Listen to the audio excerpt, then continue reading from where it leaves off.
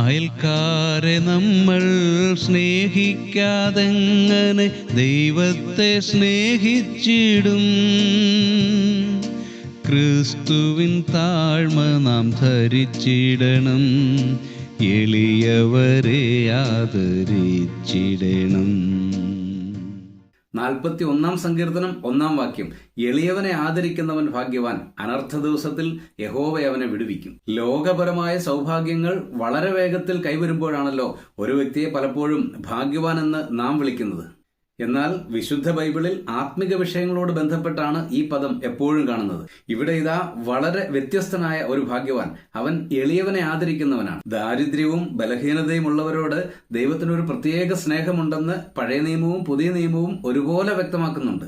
അങ്ങനെയുള്ളവരെ കരുതുന്നവർക്ക് വളരെ നന്മകളും അനുഗ്രഹങ്ങളും വേദപുസ്തകം വാഗ്ദാനം ചെയ്യുന്നുമുണ്ട്. അനർത്ഥങ്ങളുടെ നാളുകളിൽ ദൈവം അവനോട് കൂടെയിരിക്കും എന്നതാണ് ഈ ഭാഗ്യവാന്റെ ഇവിടെ ലഭിക്കുന്ന അനുഗ്രഹം. പ്രിയമുള്ളവരെ, എളിയവർക്കും ബലഹീനർക്കും തണലാകാം ഈ കൊച്ചു ജീവിതത്തിൽ.